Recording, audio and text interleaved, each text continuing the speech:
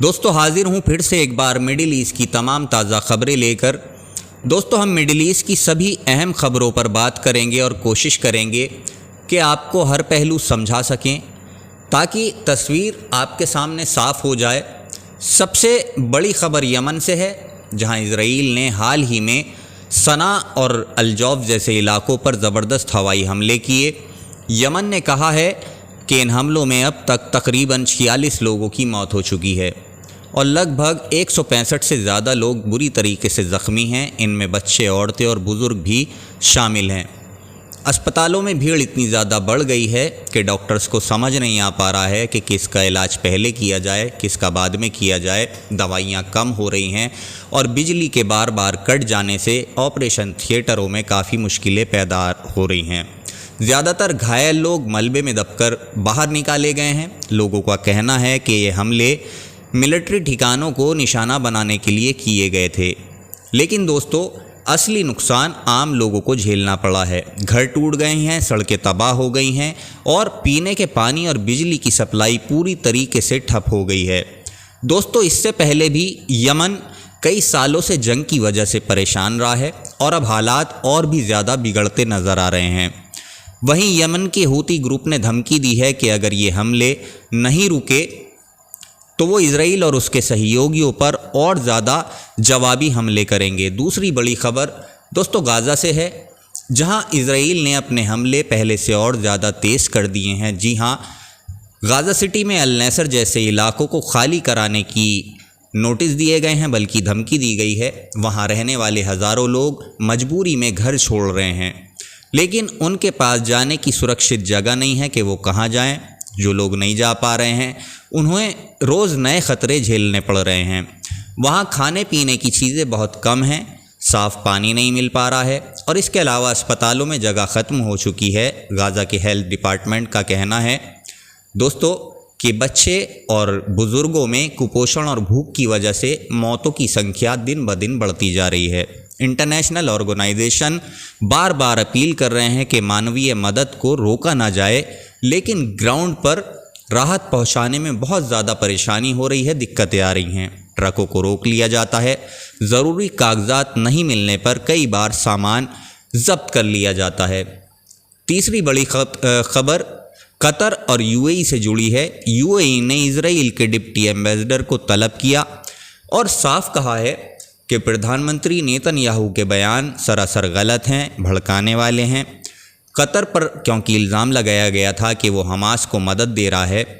दोस्तों इस पर खाड़ी के देशों ने इजराइल को कड़ी चेतावनी दी है कि इस तरह के भड़काने वाले बयान पूरे मिडिल ईस्ट की सुरक्षा को खतरे में डाल देंगे। यूएई राष्ट्रपति शेख मोहम्मद बिन जायद इन दिनों कतर, बहरीन, ओमान यहाँ के नेताओं से मुलाकात कर रहे हैं, जो बड़े नेता हैं, ताकि एक साझा रणनीति तैयार की जा सके। अगली खबर संयुक्त राष्ट्र से जुड़ी है। हाल ही में यूएनए में एक प्रस्ताव पेश हुआ जिसमें कहा गया कि इजराइल और फ़िलिस्तीन के बीच दो राज्य का हल होना चाहिए, यानी कि अलग इजराइल और अलग फ़िलिस्तीन। इस प्रस्ताव को भारी समर्थन भी मिला है, आपको बता दूं, लेकिन इजराइल और कुछ देशों का कहना है कि ये प्रस्ताव सिर्फ दिखावे के लिए है, यानी कि इसमें कोई सच्चाई नहीं है और असली हल नहीं निकल पाएगा। हालांकि फ़िलिस्तीनी नेता और अरब देश इसे अपने हक की लड़ाई में एक बड़ी जीत मान रहे हैं। अब देखते हैं होता क्या है। दोस्तों अगली खबर इंटरनेट कनेक्शन से जुड़ी है। रेड सी में अंडर सी केबल्स कटने से खाड़ी देशों और एशिया के कुछ हिस्सों में इंटरनेट और फ़ोन सेवाओं पर काफ़ी असर पड़ा है। यूएई और सऊदी अरब में कई घंटों तक इंटरनेट काफ़ी स्लो रहा, बल्कि ठप रहा और कुछ जगह पर बैंकों और ऑनलाइन बिजनेस के काम पूरी तरीके से ठप हो गए। ये सिर्फ एक टेक्निकल मसला नहीं बल्कि सिक्योरिटी का भी सवाल है, क्योंकि एक्सपर्ट का कहना है कि ये तोड़फोड़, ये हमला जानबूझकर की गई साजिश थी। अगली खबर अमेरिका से जुड़ी है, जहां सेनेटर मार्को रूबियो इस हफ्ते इजराइल जाने वाले हैं। उनका मकसद है हालात का जायज़ा लेना और ये समझना कि बातचीत कैसे शुरू हो सकती है। कई अरब देशों की नज़र इस दौरे पर है क्योंकि वो चाहते हैं कि अमेरिका दबाव डाले इजराइल के ऊपर ताकि हमले रुक सकें और शांति की तरफ कोई रास्ता निकले। इस सब के बीच आम लोगों की हालत सबसे ज़्यादा बुरी हुई है। यमन, गाज़ा और दूसरे इलाकों में लोग भूख प्यास से मर रहे हैं और दवाओं की बुरी तरीके से कमी पड़ रही है। बच्चों की पढ़ाई बंद हो चुकी है, स्कूल बंद हो चुके हैं, हज़ारों लोग घर छोड़कर टेंटों में रहने को मजबूर हैं और हर दिन ये डर है कि अगला हमला कहाँ होगा।